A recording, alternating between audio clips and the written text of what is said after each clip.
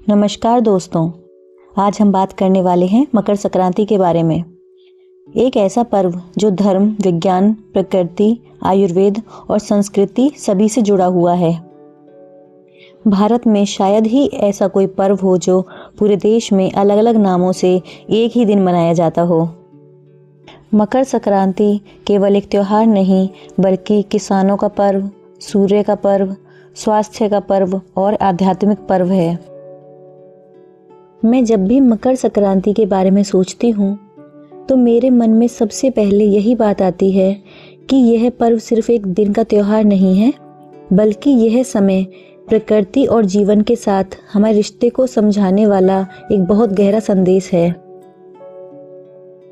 मैंने महसूस किया है कि हमारे पूर्वजों ने कोई भी पर्व यूं ही नहीं बनाया। हर त्योहार के पीछे जीवन को बेहतर बनाने की कोई न कोई सीख ज़रूर छिपी है, और मकर संक्रांति तो उन सब में बहुत विशेष है।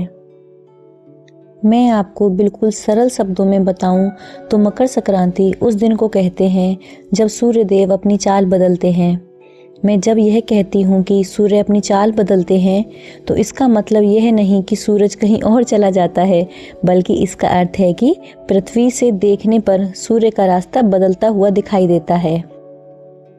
पूरे साल में सूर्य 12 राशियों से होकर गुजरते हैं, लेकिन जिस दिन वे धनु राशि को छोड़कर मकर राशि में प्रवेश करते हैं उसी दिन को मकर संक्रांति कहा गया है। यही कारण है कि इसका नाम मकर संक्रांति पड़ा। मैंने यह जाना कि बाकी ज़्यादातर हिंदू त्योहार चांद की चाल पर निर्भर होते हैं, इसलिए उनकी तारीख हर साल बदलती जाती है।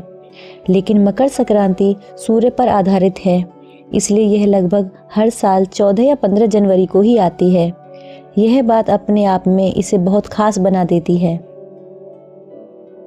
मैं आपको बताती हूँ कि मकर संक्रांति क्यों मनाई जाती है। दरअसल यह पर्व सूर्य के उत्तरायण होने का प्रतीक है। साल के एक हिस्से में सूर्य दक्षिण दिशा की ओर रहता है, जिसे दक्षिणायन कहते हैं, लेकिन मकर संक्रांति के दिन से सूर्य उत्तर दिशा की ओर बढ़ने लगता है, जिसे उत्तरायण कहा जाता है। हमारे शास्त्रों में उत्तरायण को बहुत शुभ माना गया है। ऐसा कहा जाता है कि यह समय देवताओं का होता है और इस दौरान किए गए अच्छे कर्मों का फल कई गुना बढ़ जाता है। मैं जब प्रकृति को ध्यान से देखती हूँ तो मुझे साफ दिखता है कि मकर संक्रांति के बाद दिन धीरे धीरे बड़े होने लगते हैं और रातें छोटी होने लगती हैं। ठंड भले ही पूरी तरह खत्म न हो, लेकिन उसकी कठोरता कम होने लगती है। पेड़ पौधे, पशु पक्षी और इंसान सबके भीतर जैसे एक नई ऊर्जा जागने लगती है। यही वजह है कि हमारे पूर्वजों ने इस प्रकृति बदलाव को एक उत्साह का रूप दिया। मेरे लिए मकर संक्रांति का एक बहुत बड़ा अर्थ किसान से जुड़ा हुआ है। भारत एक कृषि प्रधान देश है और किसान हमारे समाज की रीढ़ है।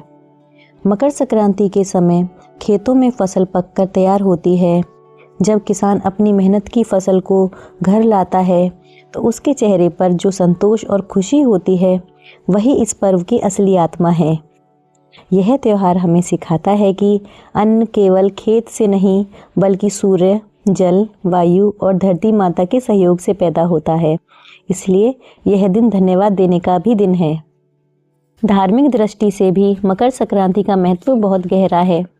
मैंने पुराणों और कथाओं में पढ़ा है कि इस दिन पवित्र नदियों में स्नान करने से पाप नष्ट होते हैं और पुण्य की प्राप्ति होती है। विशेष रूप से गंगा स्नान को बहुत पुण्यदायी माना गया है। ऐसा माना जाता है कि इस दिन किया गया दान और स्नान मनुष्य के जीवन को शुद्ध करता है। मुझे महाभारत की वह कथा हमेशा छू जाती है जिसमें भीष्म पितामह सरशैया पर लेटे हुए उत्तरायण का इंतजार करते हैं। उन्हें इच्छा मृत्यु का वरदान मिला था, लेकिन उन्होंने मकर संक्रांति के दिन ही अपने प्राण त्यागे, क्योंकि उनका विश्वास था कि उत्तरायण में शरीर छोड़ने से मोक्ष की प्राप्ति होती है। जब मैं यह कथा सुनती हूँ तो मुझे लगता है कि यह पर्व हमें मृत्यु तक को भी एक पवित्र यात्रा के रूप में देखने की सीख देता है। एक और कथा है जो मुझे बहुत मानवीय लगती है। यह कथा सूर्यदेव और उनके पुत्र शनिदेव की है। कहा जाता है कि दोनों के संबंध लंबे समय तक अच्छे नहीं थे। शनिदेव मकर राशि के स्वामी हैं। मकर संक्रांति के दिन जब सूर्य देव मकर राशि में प्रवेश करते हैं तो इसे पिता और पुत्र के मिलन के रूप में देखा जाता है। मैं जब इस कथा पर सोचती हूँ तो मुझे लगता है कि हमारे पूर्वज हमें यह सिखाना चाहते थे कि रिश्तों में चाहे कितनी भी दूरियां क्यों न आएं, उन्हें प्रेम और समझ से मिटाया जा सकता है। शायद इसी भावना के कारण इस दिन तिल और गुड़ खाने की परंपरा बनी। तिल और गुड़ दोनों अलग अलग होते हैं, लेकिन जब मिलते हैं तो मिठास पैदा करते हैं।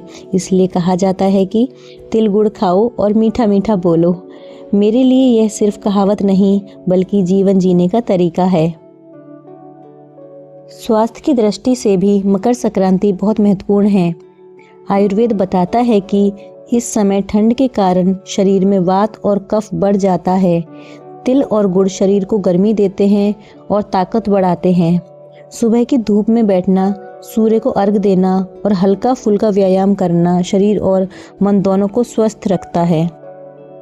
जब भी मैं पतंग उड़ाते बच्चों और बड़ों को देखती हूँ तो मुझे लगता है कि यह सिर्फ खेल नहीं है, यह धूप में बैठने का, खुलकर हंसने का और जीवन का आनंद लेने का तरीका है। उस समय लोग अपने मोबाइल और तनाव से दूर होकर आसमान की ओर देखते हैं और शायद यही इस परंपरा का सबसे सुंदर पक्ष है।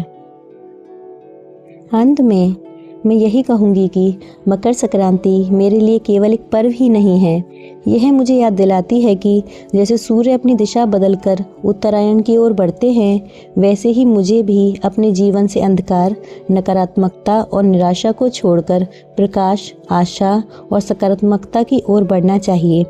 अगर हम इस भाव को समझ लें तो सच में हमारा जीवन भी मकर संक्रांति के बाद की तरह उजला और गर्माहट से भरा हो सकता है। अब मैं अपनी बात को यहीं विराम देती हूँ। मैं बस इतना ही कहना चाहती हूँ कि मकर संक्रांति हमें यह याद दिलाती है कि जीवन में चाहे कितनी भी ठंड, अंधकार या कठिनाई क्यों न हो, सूरज कभी उत्तरायण होना नहीं भूलता।